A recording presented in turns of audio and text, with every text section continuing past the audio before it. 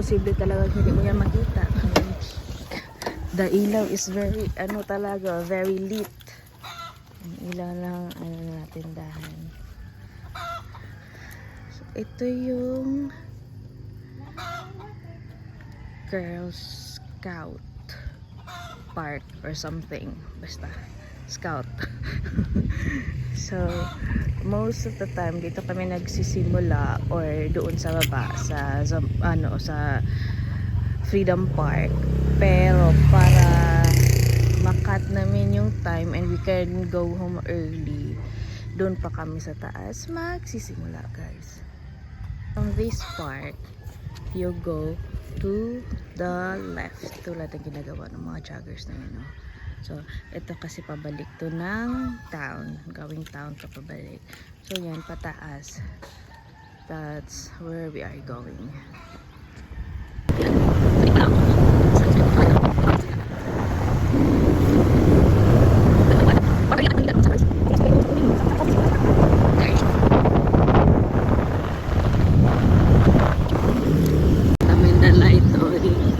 Dito kami magsisimula.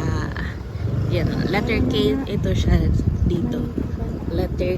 Parang letter K itong daan dito, may 4 na daan. So, ito na. Ayan, guys. Ito yung baba ng K. That's going Lunzuran. Ito yung Kampana. That's going back. Saan tayo galing? Then, doon naman sa upper right. Yan yung going Muruk.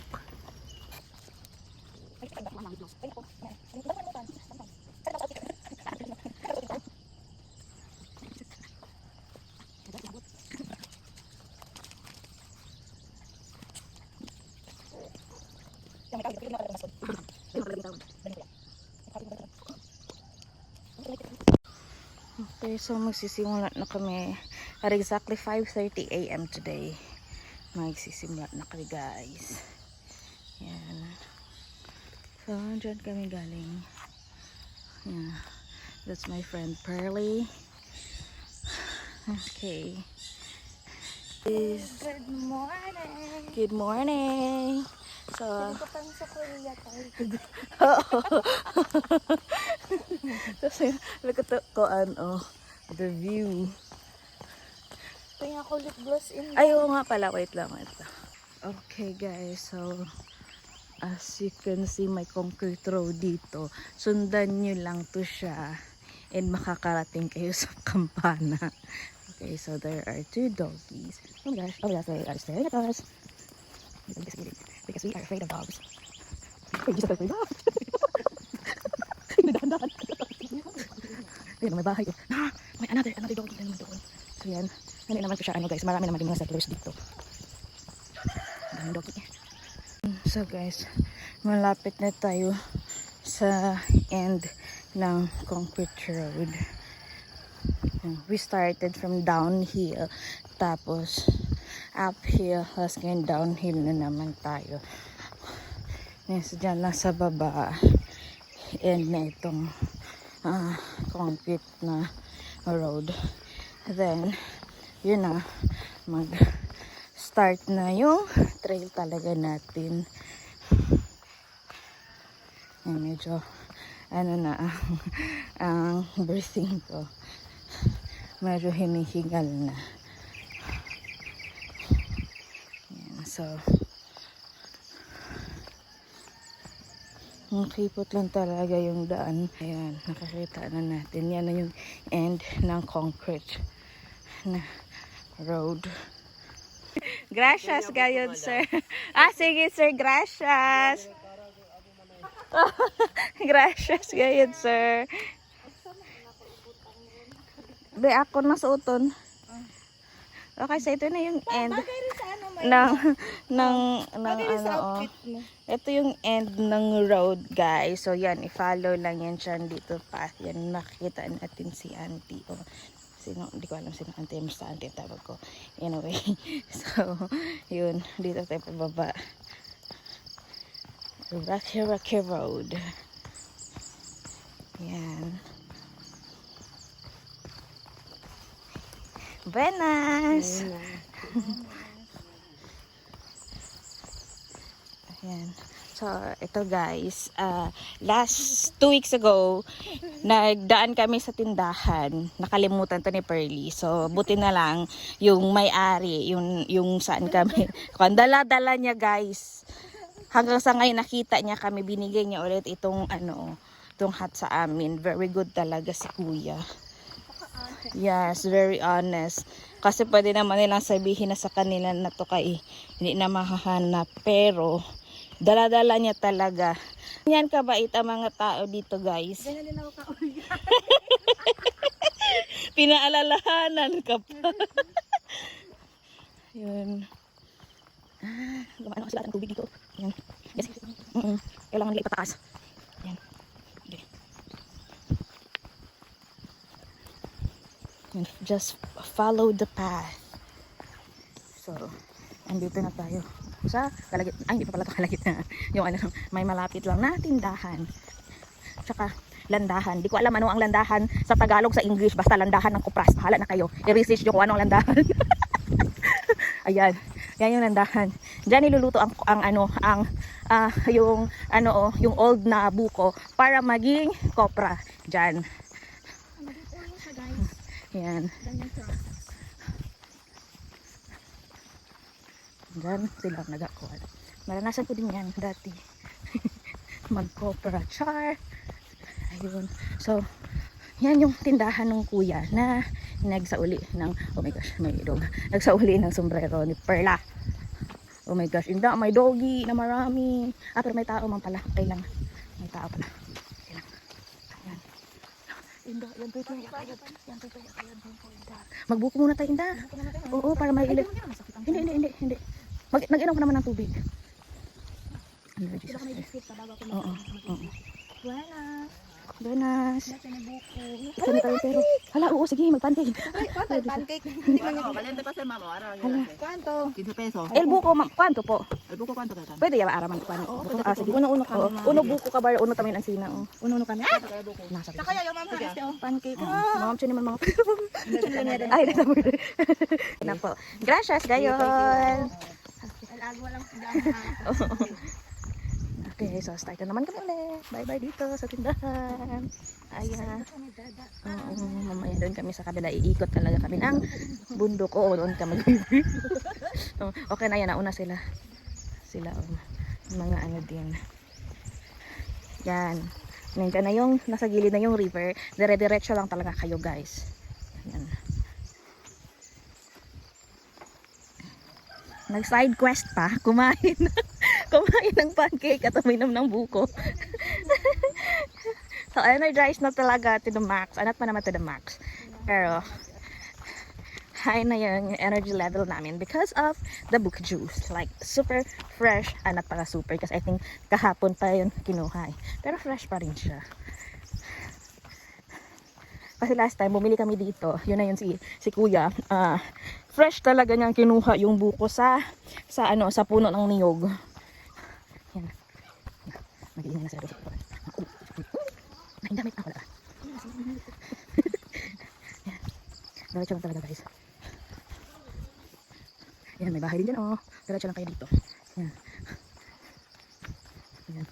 Wala man to ibang daanan dito. Kaya, alam niyo talaga na magdidiretso lang kayo. Yan. Let's go. Yan. So after that, yung may puno, may daan, and then may puno ng niyog, daan, tapos bato. So diretso lang doon. Doon na yun, ang river na. So, galo yan. Okay, yan. Oo. So yan. Doon ang river. Medyo mataas ang tubig ngayon. Basta man, I think may nahulog dito ng grupo ng mga nauna.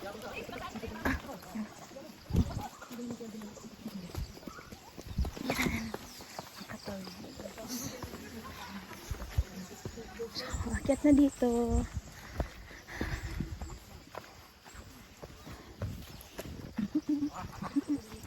Medyo marami yung nasundan namin ngayon.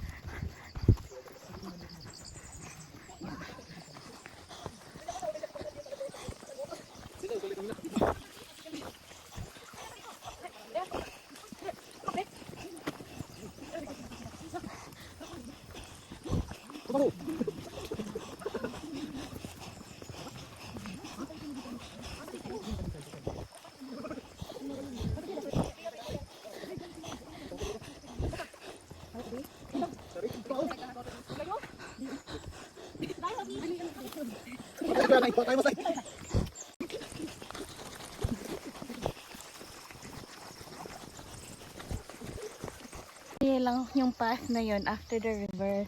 Akyat lang kayo dito. I think this is the first first gapang. If you are not used to walking, yan, ito yung first na steep talaga na parang meron kasi itong 3 levels. I think this is level 0. Yan. So that one there is another chanda.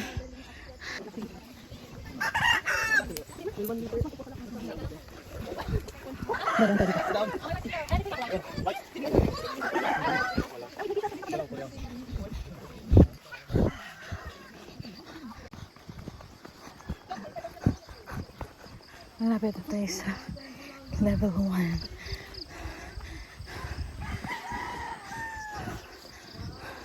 So, agad lang talaga doon. Taas. Yan, daming dyan. Agad lang. This is level 1. Level 1.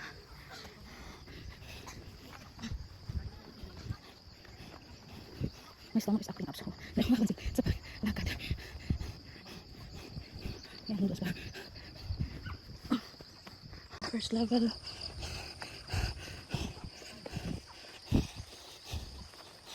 Level 1.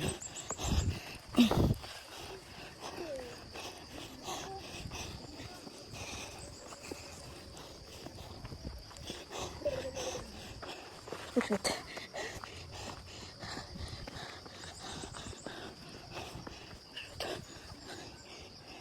Feel ko na yung sakit sa ko. Okay. Sa kalos ko.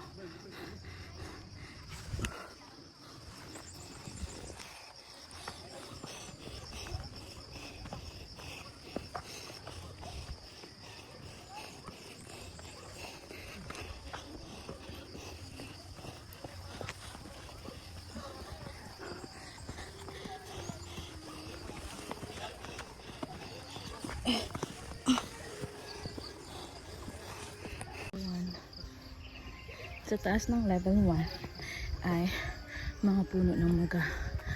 So, you can rest here to catch your breath. Yan. Kasi patay dito sa taas.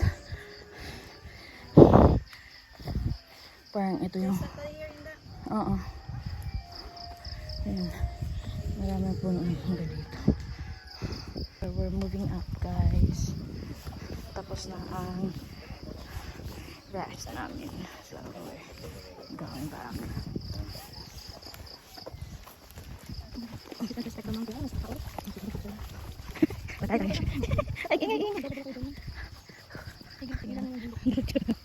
Sundan nyo lang ang mga puno. I mean, ang daan sa gitna daw. Mga puno. Almost 2 kilometers na yung lalakad natin, guys. Sundan lang talaga ang daan. Wala ibang daan dito. Yan lang. Nasa paligid niya ay mga puno ng mangga. Sa mga aakyat, please respect nature. Iwasan sana yung pagdadala ng mga loud music kasi diba the purpose of going here ay makapag-relax to embrace nature while walking, while hiking. Tapos ang gagawin nyo, magdadala kayo ng mga speaker para mag-ingay dito. Nakakawalang respeto siya, guys, to be honest. We are now 2 kilometers na and we are reaching level 2. Level 2 yan, guys. After ng mga mangga sa mahogany tree na naman tayo. So dadaan tayo sa ilalim ng mga mahogany tree and iba pang tree. Yeah, this is level 2.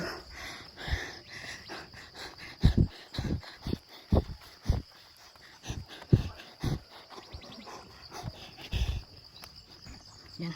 Tarik girl! Nakatarik. So, nang first ko dito, ginapang ko yan paakyat. Oh, like what that woman there is doing. Ginapang ko siya para maakyat ko. Paunahin muna namin sila makatawid dyan. Simulan na natin yung pag-akyat sa level 2. Yan.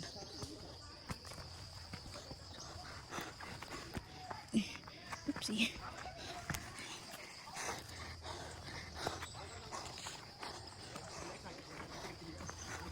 Okay, push it.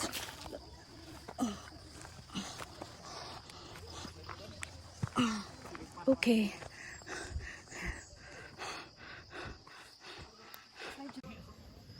Natawid namin. Pero kailangan namin gumapan kasi masyado slippery yung mga halaman. I mean yung dahon. Okay. That's the path from level 2. Yan ang akyatin. So straight lang yan siya guys. Dito na naman sa may jackfruit tree. Pwede na naman makapagpahinga dito. Before mag-start going sa level 3. Ano sa taas. Guys, kung aakyat kayo, make sure naman wala kayong iiwan. Binabalahuran nyo yung bundok. Daming iniwang basura.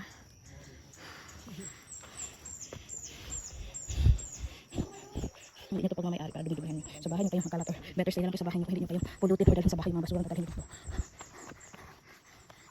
Okay, so now we're on level 3.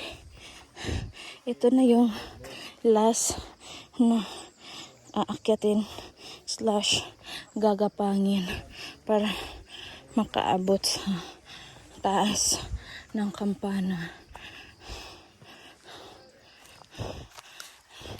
O dito kami sa baba ng puno kasi meron with its roots nagiging parang stairs siya. Ayan. Compare kung dito dadaan. So dito tayo guys. Sa baba ng puno.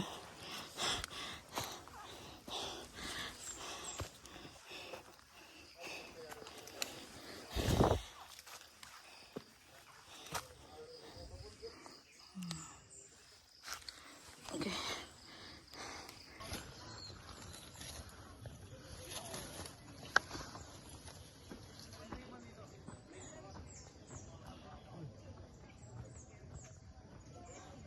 Kaya Melinda, go for the gold. Abutin mo, no? Yan, abutin mo.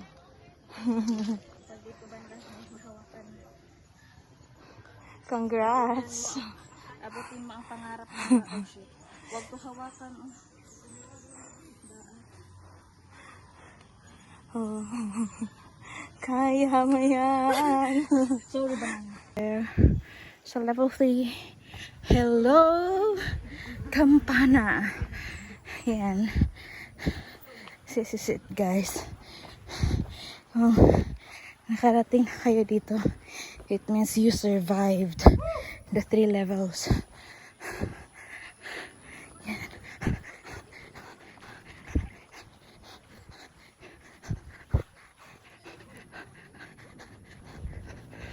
Hello.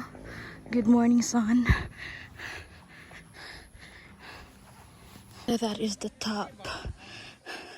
Sa taas, may tindahan. Sa tindahan, pwede kang makabili ng breakfast mo. Mayroon silang coffee. Mayroon silang mga kakanin. They have Maggi curry with egg. It's so hangak. Oh. Whew. Oh yes. So it was so agonizing. Pero it's always worth it pag nakakarating na dito sa taas.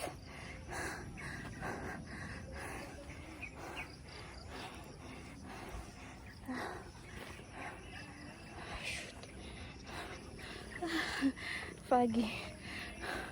So dito may comfort room din sila.